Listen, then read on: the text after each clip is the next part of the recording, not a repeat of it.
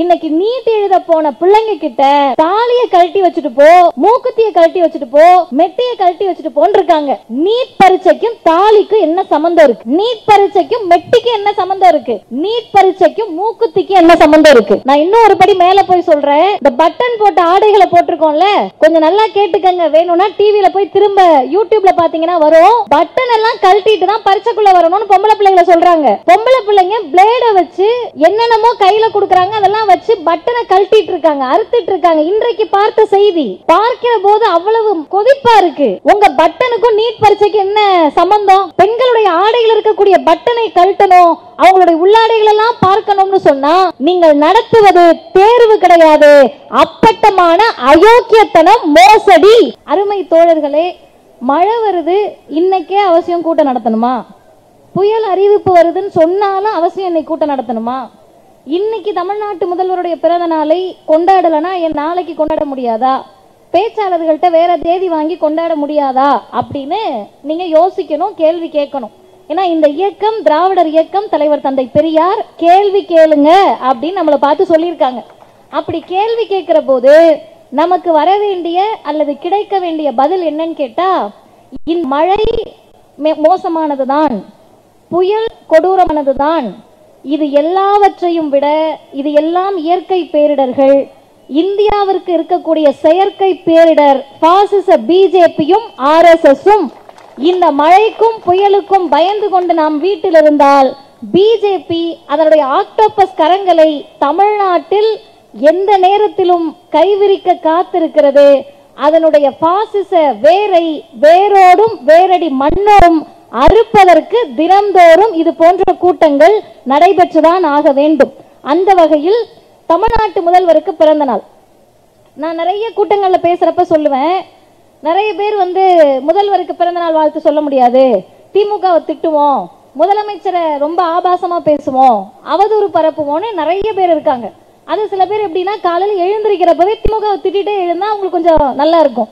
அதே போல தூங்குறப்ப திராவிடத்தை திட்டிட்டே தூங்குனா கொஞ்சம் அவங்களுக்கு மனசுக்கு நிம்மதியா இருக்கும்.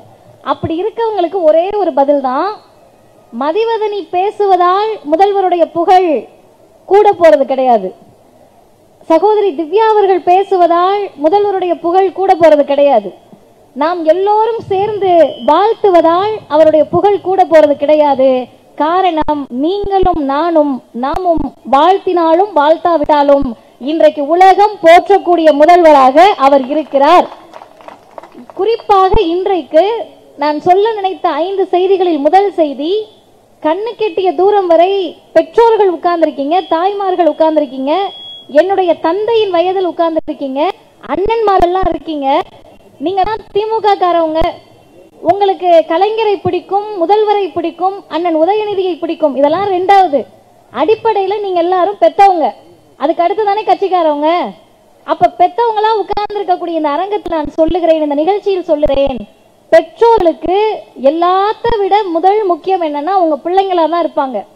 அந்த பிள்ளைகளை இன்றைய தேதியில் சரியாக இன்னைக்கு எவ்வளவு கொடுமைப்படுத்த முடியுமோ, எவ்வளவு கொச்சைப்படுத்த முடியுமோ, எவ்வளவு அசிங்கப்படுத்த முடியுமோ, எந்த அளவிற்கு அந்த பிள்ளைகளை மிகப்பெரிய உளவியல் தாக்குதலுக்கு ஆளாக்க முடியுமோ, எல்லா வேலையையும் நீட் என்ற தேர்வின் மூலமாக இன்றைக்கு நடைபெறுகிறது.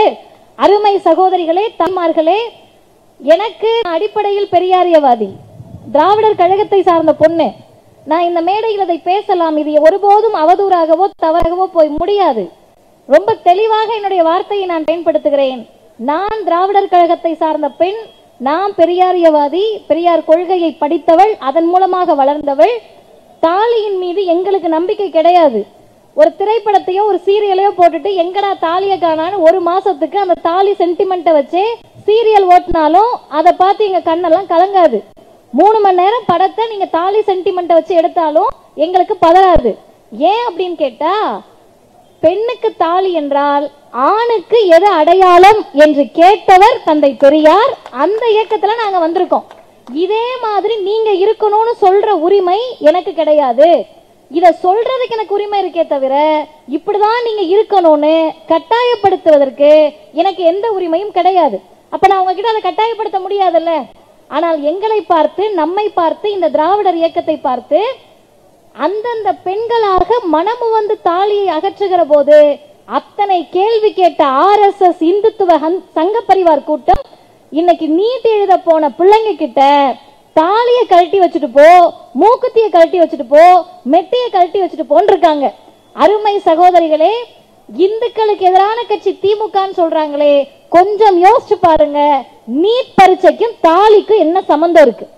நீட் பரீட்சைக்கும் மெட்டிக்கு என்ன சம்பந்தம் இருக்கு? நீட் பரீட்சைக்கும் மூக்குத்திக்கு என்ன சம்பந்தம் இருக்கு? நான் இன்னும் ஒரு படி மேல போய் சொல்றேன். இந்த பட்டன் போட்ட ஆடைகளை போட்டிருக்கோம்ல, கொஞ்சம் நல்லா கேட்டுக்கங்க. வேணும்னா டிவியில போய் திரும்ப யூடியூப்ல பாத்தீங்கன்னா வரும். பட்டன் எல்லாம் கழட்டிட்டு தான் பரீட்சைக்குள்ள வரணும்னு பொம்பளை பிள்ளைகளை சொல்றாங்க. பொம்பளை பிள்ளைங்க பிளேடை வச்சு என்னென்னமோ கையில கொடுக்கறாங்க, அதெல்லாம் வச்சு பட்டனை கழட்டிட்டு இருக்காங்க, அறுத்துட்டு இருக்காங்க. இன்றைக்கு பார்த்த செய்தி பார்க்கிற போது அவ்வளவு கொதிப்பா இருக்கு. உங்க பட்டனுக்கும் நீட் பரீட்சைக்கு என்ன சம்பந்தம்? பெண்களுடைய காவலர் மாதிரி ஒன்றிய அரசு பேசுதில்ல, பிஜேபி பேசுறீங்கல்ல. பெண்களுடைய ஆடைகள் இருக்கக்கூடிய பட்டனை கழட்டணும், அவங்களுடைய உள்ளாடைகள் எல்லாம் பார்க்கணும்னு சொன்னா நீங்கள் நடத்துவது தேர்வு கிடையாது, அப்பட்டமான அயோக்கியத்தனம், மோசடி. நீட் என்பது தேர்வே கிடையாது, நீட் மோசடி தான். இதை துணிச்சலாக சொல்லுவதற்கு எந்த மாநில முதல்வருக்கு தைரியம் இருந்துச்சு? எந்த மாநில முதல்வருக்கு முதுகெலும்பு இருந்துச்சு? தமிழ்நாட்டில் இருந்த, தமிழ்நாட்டை ஆண்ட மரியாதைக்குரிய எடப்பாடி பழனிசாமி அவர்கள், மரியாதைக்குரிய எடப்பாடி பழனிசாமி அவர்களுக்கு முதுகெலும்பு இருந்துச்சா நீட் வேண்டான்னு சொல்றதுக்கு? நீட்டை கொண்டு வந்து திணித்த பிஜேபியோடு இன்றைக்கு அவர்களெல்லாம் கூட்டணி சேருகிற போது ஒரே ஒரு முதலமைச்சர் மட்டும்தான் இந்திய துணைக்கண்டத்தில் துணிச்சலோடு செல்லுகிறார், நீட்டை நாங்கள் ரத்து செய்தே ஆவோம். நீட்டுக்கு எதிராக எங்களுடைய பிரச்சாரம் தொடரும். பிள்ளைகளுடைய, தமிழ்நாட்டு பிள்ளைகளுடைய மருத்துவ கனவை சீரழிக்கக்கூடிய பாசிச பிஜேபியை நாங்கள் தமிழ்நாட்டில் காலூன்ற விடமாட்டோம் என்று சொல்லக்கூடிய துணிச்சல் தமிழ்நாட்டு முதல்வருக்கு மட்டும்தானே இருக்கு. அதனால் அவருக்கு பிறந்த நாள். இப்ப கொஞ்சம் யோசிச்சு பாருங்க. காலையில இருந்து செய்திகள்ல இந்த மாதிரி இந்த காவலர் இந்த பெண்ணுக்கு உதவி செய்தார், இந்த காவலர் இந்த மாணவனுக்கு உதவி செஞ்சாங்க, அவங்களே போய் ட்ரெஸ் வாங்கிட்டு வந்து கொடுத்தாங்கன்ன உடனே நம்ம ஆட்கள் எல்லாம் என்ன பண்ணிட்டாங்கன்னா மெயின் பிரச்சனையை விட்டுட்டு காவலர்களை கொண்டாட ஆரம்பிச்சிட்டாங்க. ஆமா, காவல்துறையை கொண்டாட வேண்டும், அதில் மாற்று கருத்தே இல்ல. இவ்வளவு பெரிய மழையில் நமக்கு பாதுகாப்பாக நிற்கக்கூடிய, கடமையாற்றக்கூடிய காவல்துறை அதிகாரிகளுக்கு நம்முடைய பாராட்டுகளை சொல்ல வேண்டும். ஆனா முதன்மை பிரச்சனை என்ன? பிரதான பிரச்சனை என்ன? நீ பட்டன் இல்லாம சட்டை போட்டுட்டு வரணும்னு சொன்னது பிரதான பிரச்சனை. தாலியை கழட்டு, மெட்டியை கழட்டு, மூக்குத்தியை கழட்டுன்னு சொன்னது பிரதான பிரச்சனை. எல்லாத்தையும் விட பிரதான பிரச்சனை நீட் என்ற மோசடிதான். அதை நோக்கிதானே நம்ம முதல்ல கேள்வி கேட்கணும். ஆனா திசை திருப்புவதற்காக இப்ப நம்மளை எங்க டைவர்ட் பண்ணி விட்டுட்டாங்கன்னா, மாணவர்கள் மீது நடக்கக்கூடிய இந்த தாக்குதல்களுக்கு நாம் எவ்வளவு குரல் கொடுக்கிறோமோ அதை விட ஒருபடி மேலே சென்று நீட் என்ற மோசடி தமிழ்நாட்டுக்கு தேவையில்லை என்று குரல் கொடுக்கணும். இதை நான் பேச உடனே இரண்டாவது செய்தி கமெண்ட்ல வந்து எப்படா வீடியோ வரும்னு காத்துக்கிட்டு இருப்பாங்க. நைட்டு 1:30 மணிக்கு கமெண்ட் பண்ணுவாங்க. அப்பதானே நம்ம எல்லாம் தூங்கிடுவோம், கமெண்ட்டை போட்டு விட்டுட்டு ஓடிடுறது. அப்படி என்ன கமெண்ட் பண்ணுவாங்கன்னா, திமுக சொல்லிச்சே, குறிப்பாக துணை முதல்வர் அண்ணன் உதயநிதி அவர் சொன்னாரே நீட்டை ஒழிக்கிற ரகசியம் எங்களுக்கு தெரியும்னு, ஆட்சிக்கு வந்து 4 வருடம் ஆயிடுச்சே, நீட்டை ஒழிக்கல. இந்த கேள்வி நியாயமானது. இந்த இயக்கம் எப்படிப்பட்ட இயக்கம்னு சொன்னா, எங்கள் ஐயா தந்தை பெரியாரும் பேரறிஞர் அண்ணாவும் முத்தமிழறிஞர் கலைஞரும் எப்படிப்பட்ட தலைவர்கள்னு கேட்டா, மேடையில உட்கார்ந்துகிட்டு யாருக்கு கேள்வி இருக்கோ கேளு, பொது மேடையில் நின்று பொதுமக்களை சந்தித்து அவர்கள் கேள்விக்கு பதில் சொல்ல துணிந்த இயக்கம் திராவிடர் இயக்கம், எங்களுடைய தலைவர்கள். அந்த வகையில் நான் சொல்லுகிறேன், இந்தியாவில் பல மாநிலங்கள்ல நீட் வேணான்னு போராடினாங்கம்மா. குறிப்பாக தாய்மார்கள் நல்லா கேட்டுக்கங்க. யாரு போராடினான்னா, உங்களை மாதிரி இருக்கக்கூடிய பெத்தவங்க போராடினாங்க, எங்க பிள்ளைகளுக்கு நீட் வேண்டான்னு. எங்களை மாதிரி இருக்கக்கூடிய மாணவர்கள், இளைஞர்களும் நீட் வேண்டான்னு ஒரு பக்கம் போராடினாங்க. குஜராத்லயும், ராஜஸ்தான்லயும், மத்திய பிரதேசலையும், மகாராஷ்டிராலையும் நீட்டு வேண்டான்னு பெற்றோரும் பிள்ளைகளும் போராடிக்கிட்டு இருந்தப்ப, இந்தியாவில் ஒரே ஒரு மாநிலத்தில் மட்டும்தான் பெற்றோரோடும் பிள்ளைகளோடும் சேர்ந்து ஆளும் கட்சி போராடி கொண்டிருந்தது. அது தமிழ்நாட்டில் மட்டும்தான் நடந்தது. திராவிட முன்னேற்ற கழகம் தான் அந்த போராட்ட களத்தில் மக்களோடு நின்றது. இப்ப இன்றைக்கு வந்த நாளிலிருந்து எல்லா முயற்சிகளையும் எடுத்து இந்திய அரசமைப்பு சட்டத்திற்கு உட்பட்டு ஒரு மாநில அரசுக்கு எதையெல்லாம் செய்ய முடியுமோ அது அனைத்தையும் செய்து குடியரசுத் தலைவருக்கு ஒப்புதலுக்கு அனுப்புனா, அவங்களுக்கெல்லாம் அனுப்ப முடியாதுன்னு இங்க இருக்கிற ஒரு ஆளுநர் என்ன பண்ணாருன்னா சேர் போட்டு அதுக்கு மேல நீட் எதிர்ப்பு மசோதாவை வச்சு அவர் ஏறி உட்கார்ந்துகிட்டாரு. அனுப்பவே கிடையாது. அனுப்பலன உடனே கடந்த ஆட்சியில் நல்லா கேட்டுக்கங்க, அதிமுகவில் அடிமைகளாக இருந்த ஐயா எடப்பாடி பழனிசாமி என்ன பண்ணாருன்னா ஏங்க நீங்க அனுப்பலன்னு கேட்கல. ஆனா இவருக்கு தெரியும் அந்த மசோதா திரும்ப வந்தது. அதையும் தமிழ்நாட்டு மக்கள் கிட்ட சொல்லாம ஏமாத்தினப்ப அதையெல்லாம் தாண்டி திமுக ஆட்சிக்கு வந்த பிறகு ஒரு முறை அல்ல 2 முறை நீட் எதிர்ப்பு மசோதாவை நாம் அனுப்பி இருக்கிறோம். அது ஆளுநர் அனுப்ப மாட்டேன்னு சொன்னப்ப அழுத்தம் கொடுத்தோம். குடியரசுத் தலைவருடைய ஒப்புதலுக்கு போனுச்சு. குடியரசுத் தலைவர் அதற்கு ஒப்புதல் தர மறுத்து விட்டார். இப்ப நியாயமா தமிழ்நாட்டு மக்கள் நீட்டை எதிர்க்கக்கூடியவர்கள் உண்மையாகவே உங்களுக்கு பிரச்சனை, பிள்ளைகளுடைய மருத்துவ கனவு பாதிக்குதுன்னு சொன்னா நீங்க எந்த பக்கம் என்று போராட வேண்டும்? திமுக கூடயும் இந்தியா கூட்டணியோடையும் முற்போக்கு அமைப்புகளோடும் சேர்ந்து பாசிச பிஜேபியை குடியரசுத் தலைவரை மோடியுடைய கைப்பாவையாக இருக்கக்கூடியவர்களான கேள்வி கேட்கணும். அதுதானே நியாயம். ஆனால் அந்த நியாய உணர்வற்று மீண்டும் நாம் திமுகவை கேள்வி கேட்கின்ற போது ஒரே ஒரு செய்தியை நல்லா ஞாபகம் வச்சுக்கோங்க.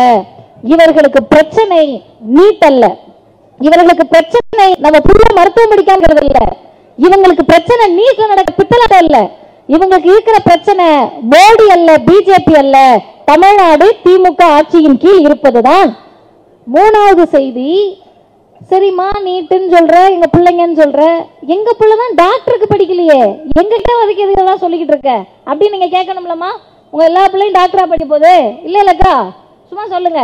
இல்ல, இப்ப எதுக்கு உங்ககிட்ட வந்து பேசுறேன்னா, நேற்றைக்கு தமிழ்நாட்டு முதலமைச்சருடைய ஒரு உரை, இது 3வது செய்தி. ஆளுநரை எதிர்த்து அவர் நடத்திய சட்ட போராட்டத்தில் இந்தியாவிற்கே தீர்ப்பை வாங்கி கொடுத்தவர் தமிழ்நாட்டின் முதலமைச்சர். இது எங்களுக்குலாம் ஏன் ரொம்ப மனசுக்கு நெருக்கமா இருக்குன்னு கேட்டீங்கன்னா, பேரறிஞர் அண்ணா கேட்டார், ஆட்டுக்கு தாடி தேவையில்லப்பா, ஆளுநர் நாட்டுக்கு தேவையில்லப்பான்னு சொன்னாரு.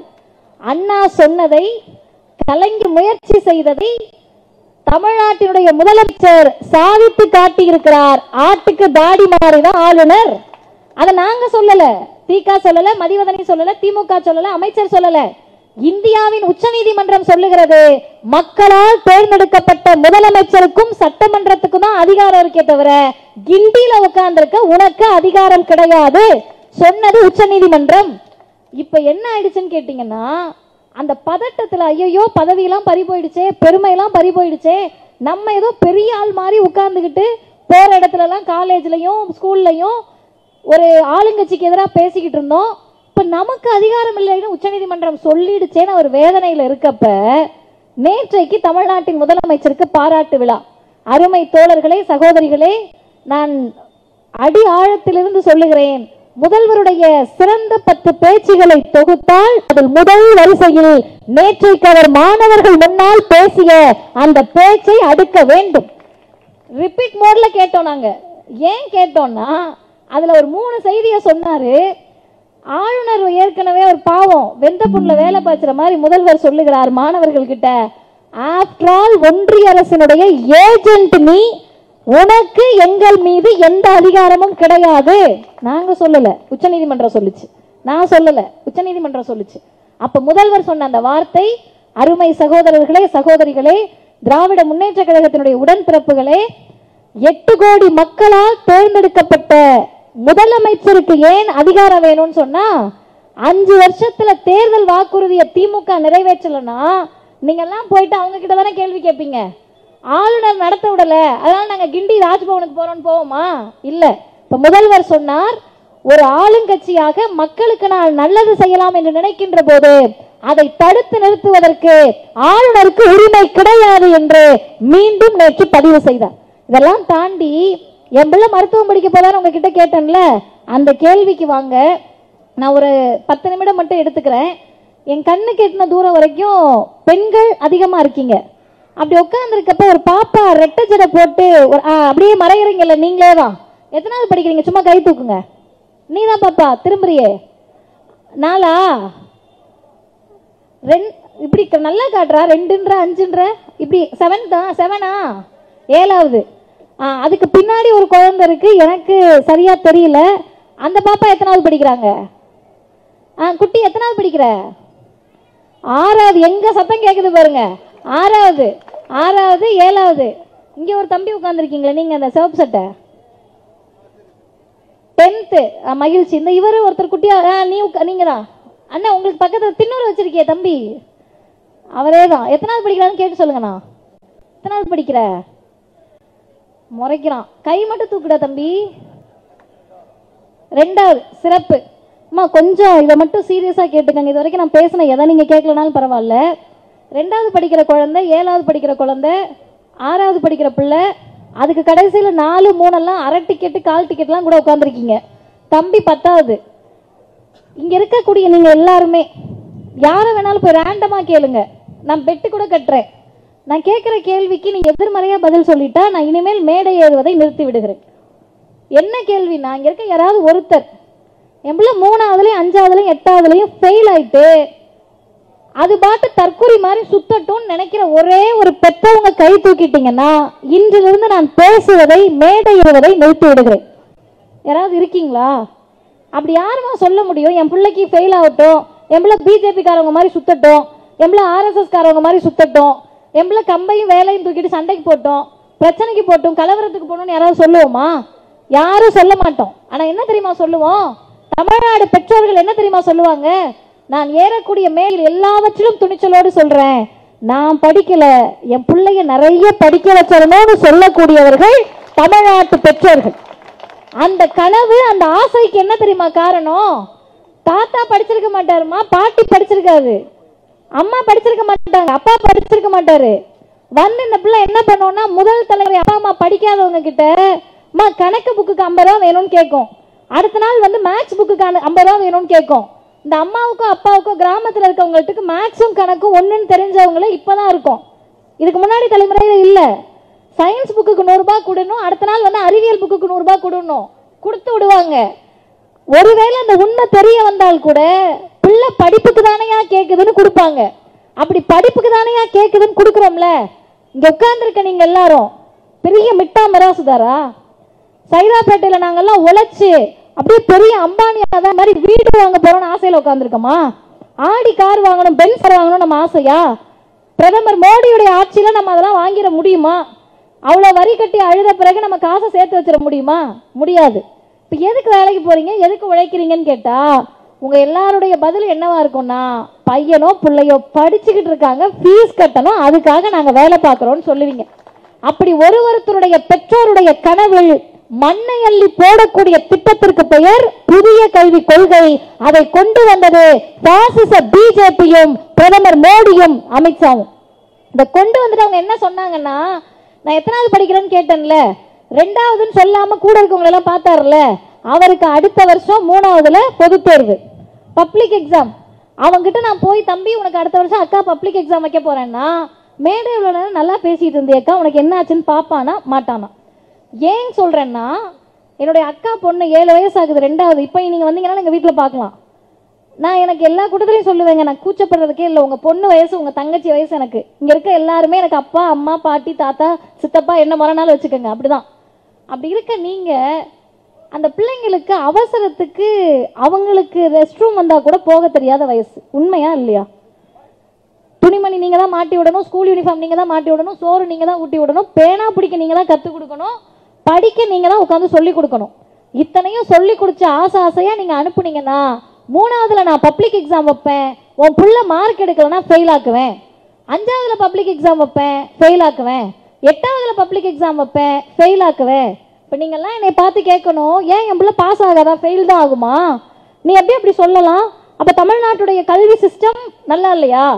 எஜுகேஷன் சிஸ்டம் நல்லா இல்லையா? என் பிள்ளை ஃபெயில் தான் ஆகுமா, பாஸ் ஆகாதா அப்படின்னு நீங்க கேட்கலாம். சைதாப்பேட்டையில சென்னை போன்ற பெருநகரத்தினுடைய நடுவில் உட்கார்ந்துக்கிட்டு இதெல்லாம் நம்ம கேட்கலாம். ஆனால் தமிழ்நாடு அரசு, தமிழ்நாட்டின் முதலமைச்சர் எங்களை போன்றவர்கள் யாருக்காக பேசிக் கொண்டிருக்கோம்னு சொன்னா, என்னுடைய அம்மா ஓய்வு பெற்ற தலைமை ஆசிரியர், அரசு பள்ளியில வேலை பார்த்தவங்க. அவங்க கூட நான் ஸ்கூலுக்கு போறப்ப பார்த்திருக்கேன். அந்த குழந்தை 5வது படிக்கும். அந்த பொண்ணு கக்கத்துல இடுப்புல 2 வயசுல ஒரு பொண்ணை தூக்கிட்டு வரும், இல்ல பையனை தூக்கிட்டு வரும். ஏன் பாப்பா நீயே இத்தனோண்டு தானே இருக்கு, அது யாருன்னு கேட்டா, அருமை சகோதரிகளை நல்லா கேட்டுக்கங்க, நம்ம பிள்ளைங்க மாதிரி நம்ம காலையில 7 மணிக்கு 6 மணிக்கு எந்திரிச்சு டிஃபன் செஞ்சு ஸ்நாக்ஸ் பாக்ஸ் வச்சு மதியத்துக்கு லஞ்ச் எல்லாம் கொடுத்து திரும்ப வந்த உடனே ஹார்லிக்ஸ் பூஸ்ட் கொடுத்து நைட்டுக்கு டிஃபன் கொடுத்து தூங்க வைக்கிற வீடு இல்லை. அந்த குழந்தை கண்ணை முடிச்சு பார்க்குறப்ப அப்பாவும் அம்மாவும் கஞ்சியோ கூட செஞ்சு வச்சுட்டு வயலுக்கு போயிடுவாங்க, 100 நாள் வேலைக்கு போயிடுவாங்க, பெட்டி கடை வச்சிருந்தா திறக்க போயிடுவாங்க, டெய்லர் கடை வச்சிருந்தா தைக்க போயிடுவாங்க. இந்த 5வது படிக்கிறது எழுந்து சடை வேற பொம்பளை பிள்ளைகளுக்கு எதுக்கு முடியாது நீளமாக வளர்க்கணும்னு இன்னைக்கு வரைக்கும் நமக்கு தெரியாது, வளர்த்துக்கிட்டு தான் இருக்கும். அதை அந்த பிள்ளை கட்டி எல்லாம் முடிச்சு இந்த 2 வயசுல இருக்கிறத தூக்கி வச்சுக்கிட்டு அங்கன்வாடியில் கொண்டு போய் விட்டுரும். நான் நேரடியாக பார்த்ததை சொல்லுகிறேன். பால்வாடியில் விட்டுட்டு இந்த பிள்ளை அரசு பள்ளிக்கூடத்துக்குள்ள வரும். இந்த குழந்தை உட்கார்ந்து படிச்சுட்டு திடீர்னு அந்த பிள்ளை அங்கே ஏதாவது பண்ணிடுச்சுன்னு வைங்க, இந்த பெரிய மனுஷியை கூட்டி விடுவாங்க. இந்த அம்மா போய் அவங்க தம்பியவோ தங்கச்சியோ கொஞ்ச நேரம் அழுகை அமர்த்தி உட்கார வச்சுட்டு வந்துடும். மதியம் லஞ்ச் விடுவாங்கல்லமா, சத்துணவு சாப்பிட்டுட்டு இருக்கோம்.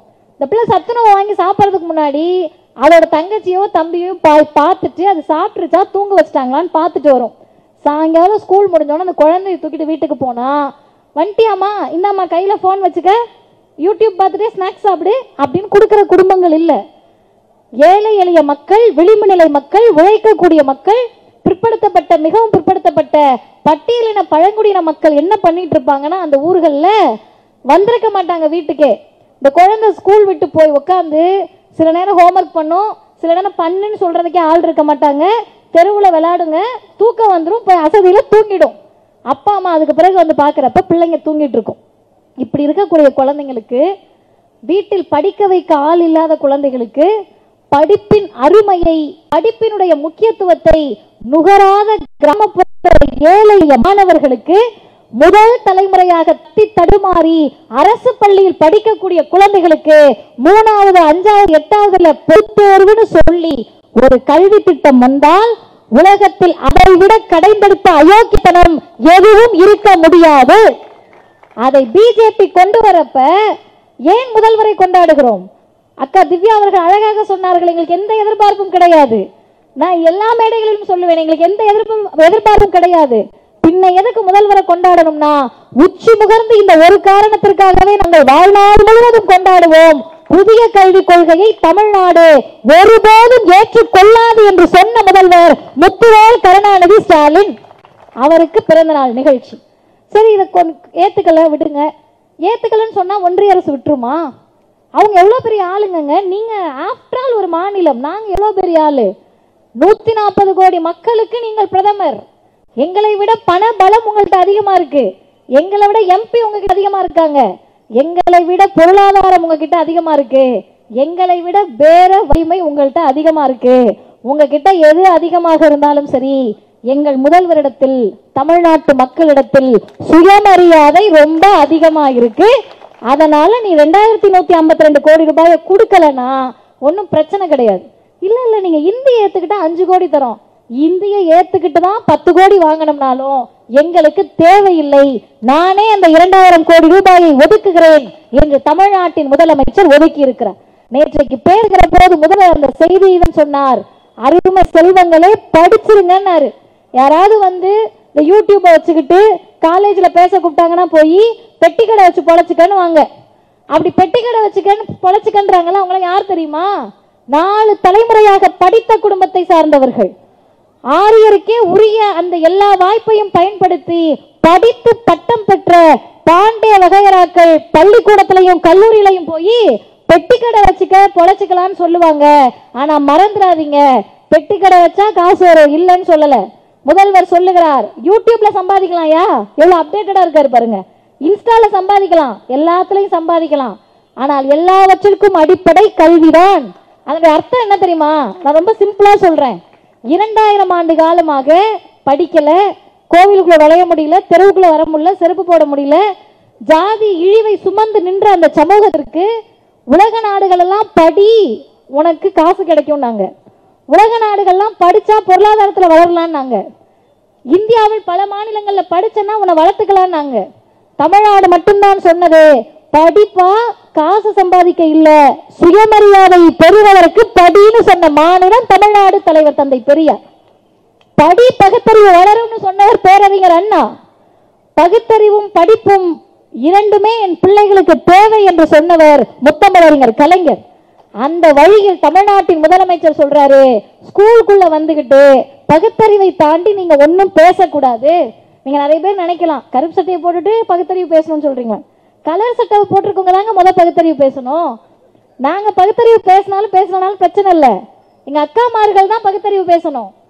நெத்தி நிறைய குங்குமம் வச்சிருக்க எங்க அண்ணனுங்க தான் பகுத்தறிவு பேசணும். நீங்க தான் சொல்லணும். நாங்க பஜனை பாடுறதுக்கு கோவிலுக்கு கூட்டிட்டு போய்க்கிறோம், படிக்கிறதுக்கு தான் பள்ளிக்கூடத்துக்கு அனுப்புறோம்னு நீங்க தான் சொல்லணும். கை தட்ட மாட்டீங்களே, வேணாவா? ஸ்கூல்ல பஜனை மனமா மாத்திரலாமா? எப்படி மாத்த முடியும்? மாத்த முடியாது.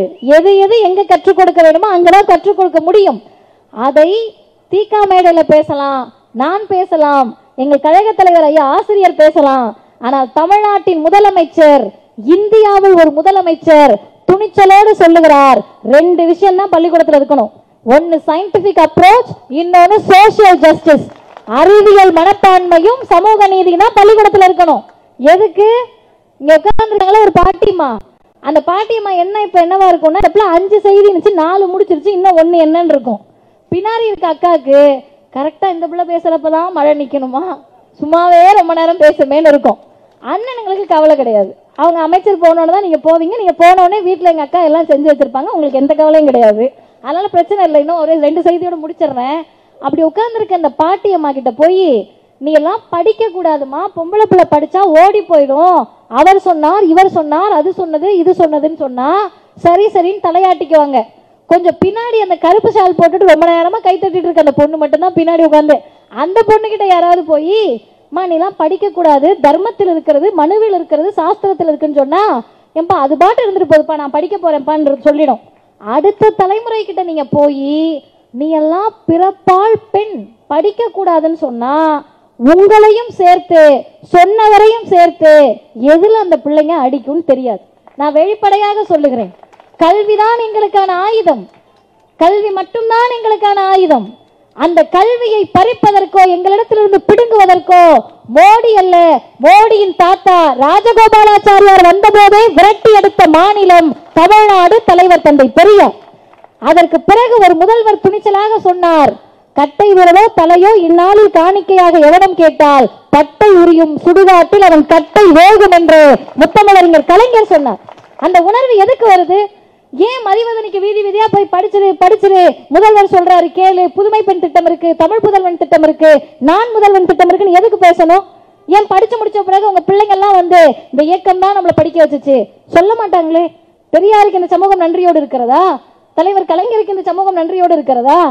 திட்டிட்டு தானே இருக்காங்க, பேசிக்கிட்டு தானே இருக்காங்க.